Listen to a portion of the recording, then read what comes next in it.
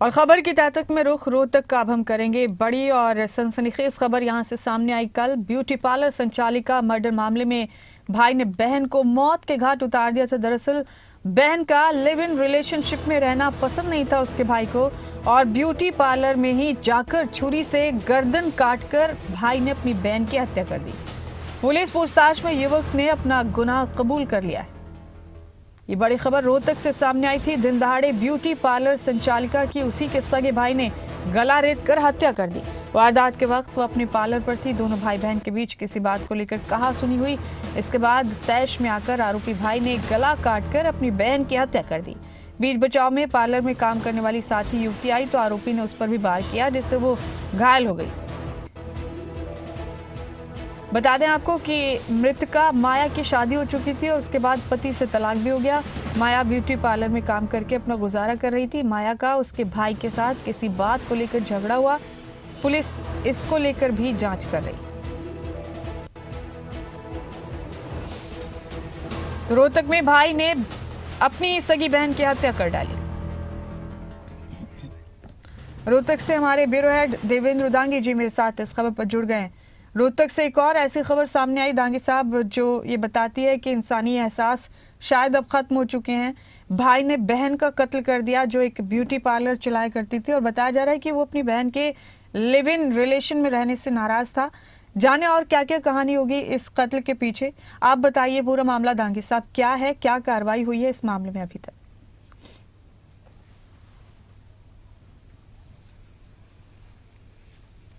देखिए मुमताज, कल ये घटना हुई थी रोहतक के माता दरवाजा इलाके में। घटना हुई थी, बड़ी ही दुर्भाग्यपूर्ण घटना कही जाएगी कि माया नाम की एक औरत थी जो अपने पति से जिसका डाइवोर्स हो गया था और उसके बाद से वो अलग रहती थी, परिवार से भी अलग रहती थी, मायके वालों के साथ नहीं थी। वो अपने एक लिव इन रिलेशनशिप में थी किसी लड़के के साथ, और परिवार के लोगों को ये कतई मंजूर नहीं था।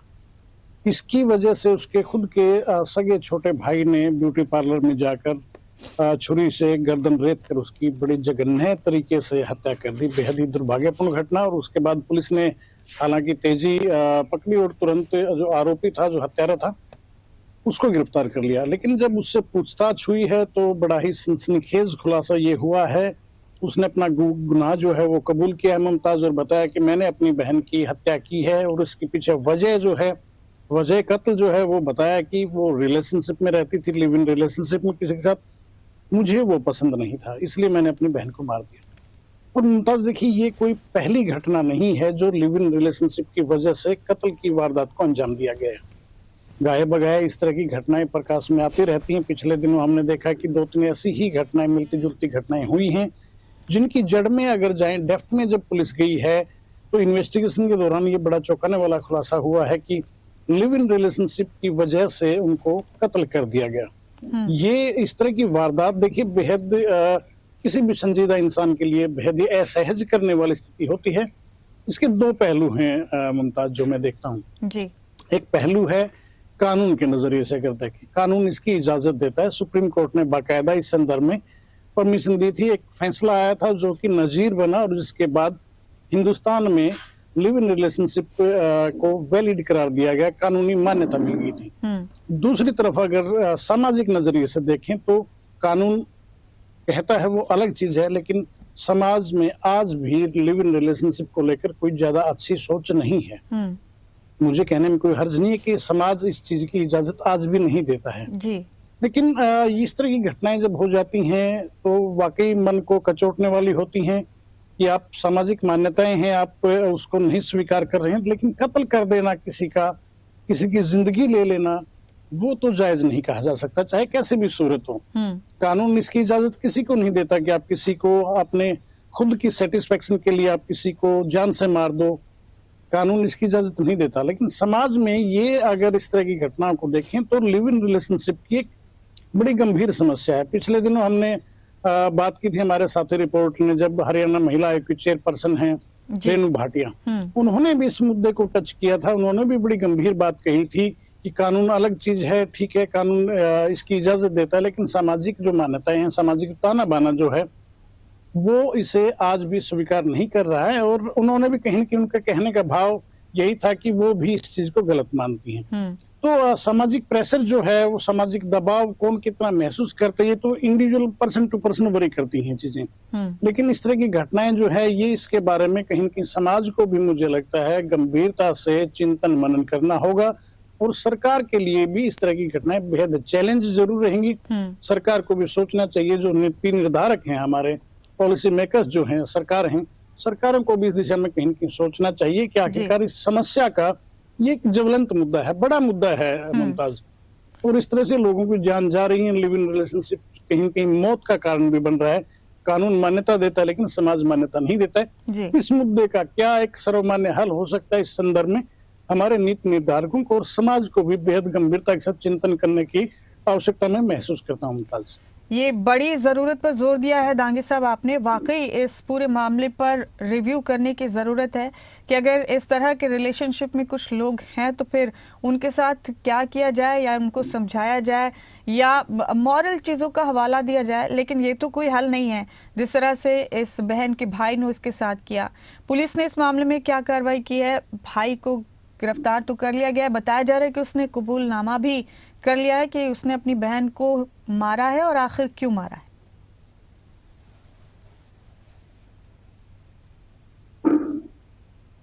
बिल्कुल मुमताज, देखिए पुलिस ने जब ये घटना कल लाइमलाइट में आई, ये घटना जब सुबह करीब 10:30 बजे की वारदात थी, और पुलिस को करीब 11 बजे के आसपास जो है वो वीटी हुई थी, वायरलेस पर ये मैसेज हुआ था। उसके तुरंत बाद जो है ईआरवी है वो वहां पर पहुंची, कंसर्न जो पुलिस स्टेशन है उसकी टीम वहां पर पहुंची। बाकायदा डीएसपी रवि खुंडिया मौके पर गए, वहां स्पॉट विजिट किया गया, और उसके बाद मामले की डेप्थ में जाकर जांच पड़ताल करने के लिए बाकायदा वहां पर forensic expert doctor Saroj Dahiya को बुलाया गया।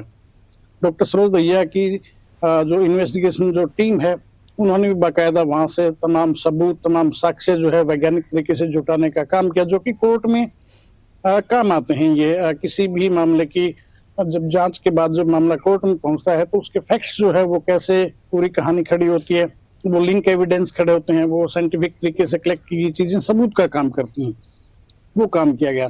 इन बिटवीन पुलिस ने जो पता लगा, पुलिस को सूचना मिली थी कि शायद परिवार के लोग इन्वॉल्व हो सकते हैं। बाकी कुछ लोगों से इंटेल भी मिली थी कि इसका भाई हमने यहाँ देखा था निकलते हुए यहाँ ब्यूटी पार्लर से। उसके बाद उसकी मोबाइल लोकेशन के जरिए त्वरित कार्रवाई करते हुए पुलिस ने आरोपी को पकड़ लिया। और खास बात देखिए, आश्चर्य की बात यह भी है इसमें मुमताज कि अक्यूज जो पकड़ा गया जी, तो अक्यूज के चेहरे पर कोई शिकन नहीं थी। उसने सीधे सीधे कबूल किया पुलिस की पूछताछ में, एक बार भी इनकार नहीं किया कि मैंने गुनाह नहीं किया। सीधा कहा कि हाँ मैंने मारा है अपनी बहन को, क्योंकि वो लिव इन रिलेशनशिप में रहती थी, हमें मंजूर नहीं था, समाज में हमारी बदनामी हो रही थी जी। सीधा उसने कहा कि बताया कि ये जब से इसका डिवोर्स हुआ उसके बाद से एक लड़के के साथ रहती थी, हमने मना भी किया था, इसने हमारी नहीं सुनी। उससे जो है वो काफी से अग्रेसिव था, इसको लेकर नाराजगी थी, और यही नाराजगी उसकी कहीं न कहीं इस कत्ल की वजह भी बन गई। दूसरा उसने कहा कि समाज में हमारी बदनामी हो रही थी, समाज में बदनामी हो रही थी, लेकिन उसकी बहन के अगर नजरिए से देखें तो वो लीगल पॉइंट ऑफ व्यू से अगर देखें तो कानून उसकी मान्यता देता है, लेकिन इधर सामाजिक दबाव है। ये वारदात हुई इन तमाम परिस्थितियों के बीच बेहद दुर्भाग्यपूर्ण वारदात कही जाएगी, लेकिन समाज को और कानून को दोनों को जो है इस मामले को रिव्यू करने की आपने बात की मुमताज, बड़ी अच्छी बात कही। इस मामले में कहीं न कहीं चिंतन करने की घोर आवश्यकता है। इस तरह की वारदातें, ये सिर्फ रोहतक में कल एक वारदात हुई, इससे पहले भी शायद ही कोई सप्ताह या 10 दिन गुजरते होंगे जब इस तरह की वारदात प्रकाश में नहीं आती हो। ये एक गंभीर समस्या है, इसके बारे में वाकई सभी को चिंतन करने की, मनन करने की और एक इसका सर्वमान्य हल निकालने की आवश्यकता है मुमताज। जी, आपने ठीक कहा। और जिस मसले को, जिस मामले को या जिस पॉइंट को कानूनी मान्यता दी गई उसको समाजी तौर पर नहीं माना जाना, ये ऐसा नहीं है कि इसी एक मामले में होता है। कई ऐसी चीज़ें हैं दांगे साहब जिसे समाज हमारा आज भी मान्यता नहीं देता। इस तरह की चीज़ों के लिए कोई एक्सेप्टेंस समाजी तौर पर भी नहीं है आज भी हमारे माशरे में, हमारे आसपास के एनवायरनमेंट में। तो जाहिर सी बात है इन तमाम चीज़ों को एक बार फिर से रिव्यू करने की ज़रूरत है, सख्ती से सोचने की ज़रूरत है। जैसे कि आपने कहा कि ऐसा नहीं कि एक बार मंथन किया और छोड़ दिया गया, इस मामले को वाकई गंभीरता से आगे लेकर जाने की ज़रूरत है कि आखिरकार फिर इन मामलों का हल क्या हो सकता है। क्योंकि लिव इन में रहने वाले लोग खुद को कानूनी तौर पर सही ठहराते हैं, लेकिन उनके परिवार या उनके आसपास के लोग समाजी तौर पर उन्हें गलत बताते हैं और फिर इसी तरह के मामले सामने आने लगते हैं, जैसे रोहतक में आए। और जैसे कि आपने कहा, ये कोई पहला मामला नहीं है। घोर संजीदगी की ज़रूरत है, बहुत ज़्यादा संजीदगी की ज़रूरत है दांगी साहब, जैसे कि आपने कहा, इस पर फिर से सोचने की।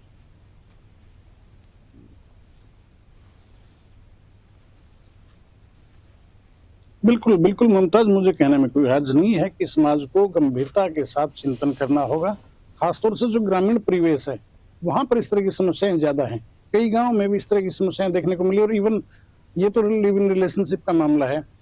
गांव की गांव में शादियां भी एक बड़ी समस्या है। हालांकि कानून मान्यता देता है, लेकिन समाज उसकी स्वीकारोती नहीं करता है। पिछले दिनों रोहतक के कहानी गांव में एक मर्डर हुआ था। एक महिला का, जिसने गांव के एक लड़के से घर से भागकर शादी की थी। कानून उसकी मान्यता देता है, लेकिन समाज उसकी मान्यता आज भी नहीं देता है। जो हमारा सामाजिक ताना बाना है, उसमें इन चीजों की स्वीकारोती आज भी नहीं है। ऐसे में इस तरह की घटनाएं होना बेहद चिंता का विषय बिल्कुल कही जाएंगी। और ये कोई सिर्फ लिव इन रिलेशनशिप का मामला लगा लीजिए, या एक जगह पर एक गांव में जो लव मैरिज है उसका मामला लगा लीजिए। ऐसी कई चीजें हैं जो समाज जिनको मान्यता नहीं देता। कानून बेशक उनकी मान्यता देता रहे, स्वीकारोती देता रहे, लेकिन समाज उन चीजों को एक्सेप्ट आज भी नहीं कर पाया। ऐसे में इस तरह की घटनाओं को रोकने के लिए देखिए कदम तो उठाने होंगे जी। और सरकार को भी इस बारे में कहीं न कहीं गंभीरता से प्रयास करने होंगे। एक समाज को साथ बैठाकर जो है इस तरह की चीजें जो हैं कि समाज में ना हो, एक गलत चीज ना हो। किसी की हत्या कर देना एक कतई जायज नहीं हो सकता। लिहाजा इस तरह की जो समस्या है, जो एक सामाजिक समस्या के तौर पर भी देखा जा सकता है, इन पर गहनता से चिंतन की आवश्यकता रहेगी। जी, बेहद शुक्रिया दांगी साहब, इस अहम मौजू पर, इस अहम चर्चा पर आप मेरे साथ जुड़े। बहुत बहुत शुक्रिया आपका।